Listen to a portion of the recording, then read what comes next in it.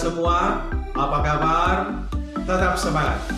Mari kita perhatikan pelajaran berikut ini. Salam jumpa dan salam sehat untuk anak-anak sekalian. Kita akan belajar materi Allah adalah sumber keselamatan sejati. Semua orang ingin selamat. Setiap manusia menginginkan keselamatan dalam hidupnya. Tak seorang pun menginginkan dirinya celaka. Maka ia berjuang supaya hidupnya selalu baik. Ibarat menjaga kesehatan, manusia berjuang agar tubuhnya selalu sehat dengan melakukan berbagai macam cara seperti berolahraga, tidur yang cukup, makan makanan yang bergizi dan sebagainya. Coba kita lihat contoh pada masa pandemi corona yang sudah 4 bulan ini kita hadapi dengan ketakutan, kekhawatiran, kecemasan dan sebagainya. Apa yang kita lakukan? Berdasarkan anjuran pemerintah di masa pandemi corona ini, hal-hal yang harus kita lakukan supaya kita terhindar dari pandemi ini adalah yang pertama, rajin menggunakan masker. Yang kedua, rajin mencuci tangan.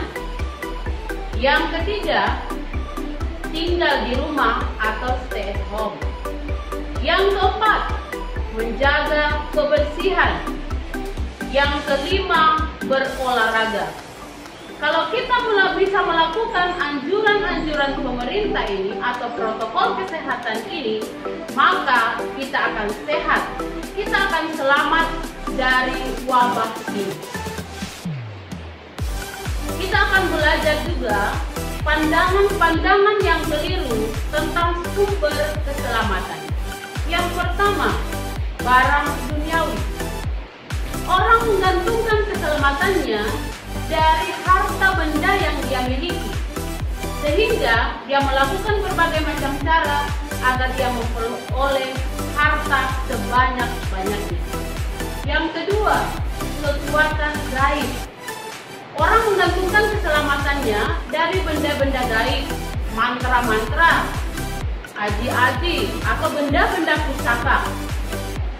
Banyak iklan juga saat ini menawarkan benda-benda itu, sehingga orang berbondong-bondong untuk bisa memiliki benda itu.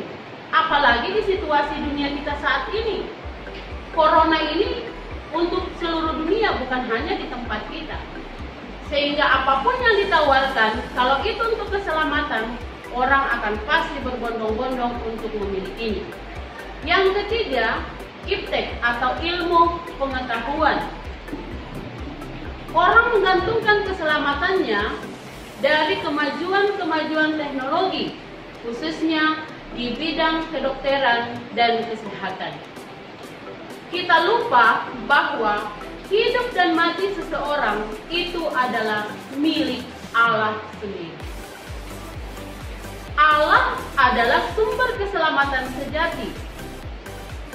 Bukti terbesar kasih Allah adalah mengutus putranya sendiri, yaitu Yesus Kristus, untuk menebus dosa-dosa manusia melalui penderitaannya di kayu salib.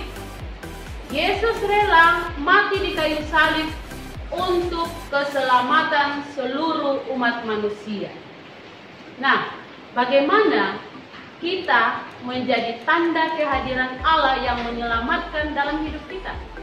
Yang pertama, membantu teman yang kesulitan, menolong orang lain yang kesusahan, mendoakan yang sakit, dan yang keempat, berbela rasa.